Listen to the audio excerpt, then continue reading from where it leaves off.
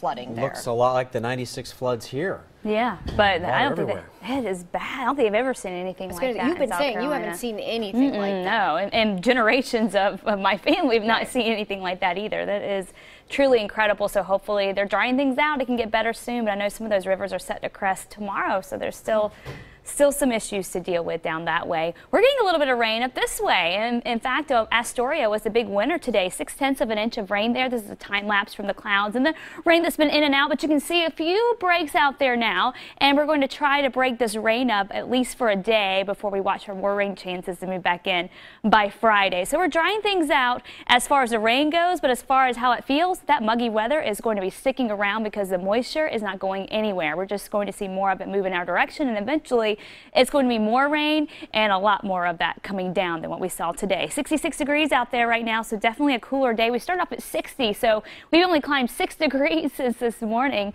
thanks to the cloud cover. Out there right now, mid to upper 60s up and down I-5, central and east 70s for you here, and we've seen a lot of cloud cover out this way too, but the shower focus has really remained mainly to the north along the Oregon-Washington border, and right now that's where it is. So Portland metro area, you're dry, and I don't anticipate seeing any more really showers happening as we go through the rest of this evening. Everything kind of moving to the north, so up near Longview, some spotty stuff happening there along I-5, that stretch between St. Helens and Longview, but nothing too tough to handle. It's just really light rain. And then as you broaden the view, you can see things have really quieted down. A few showers still off the coast may try to roll in and bring in a few more spotty light rain showers for the coast overnight. But overall, we're going to see this rain move out as we gear up for more moisture to move in and a muggy Thursday. So take a look at this stream of moisture. This is all coming from a hurricane, Hurricane Oho. I was showing you this yesterday. So it's sending all this moisture in our direction.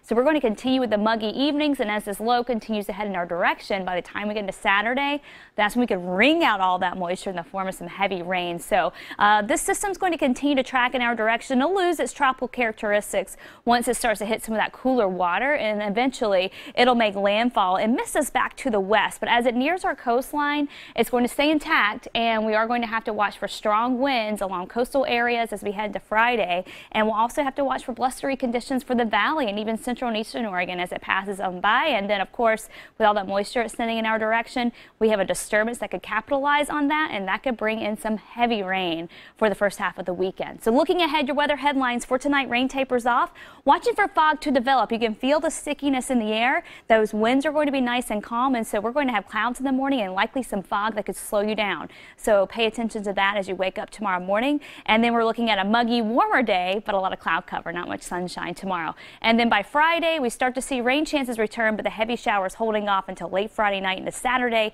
and we'll be off to that wet start to the weekend. So your evening planner tonight, temperatures in the 60s, will fall pretty slowly tonight, so no big changes from where we are really right now, and we stay mainly dry, just dealing with the cloud cover. Lows tonight down eventually into the 50s, central and east down into the 40s. We wake up tomorrow morning with that fog around, that cloud cover around. You can see lots of cloud cover across the whole Pacific Northwest. A few breaks in the skies tomorrow afternoon will allow for some sunshine, and we stay nice and dry, and so that will help warm us up. Then we go into Friday and we get ready for the next system to roll on through. It'll bring in likely some coastal showers early in the day. Most of Friday actually looks pretty dry for us in the metro area and for most of the valley, and then you can see central and east as well. But by the time we get into the overnight hours Friday night and early Saturday morning, so speeding this on up to Saturday, you can see those showers start to roll through, and this is when we could really get some of that wet weather going. So we'll be keeping a close eye on how wet it's going to be for us. The bulk of the action looks like it's going to miss us to the north, but certainly with all this moisture in play, we could be looking at some heavy rain around this area too.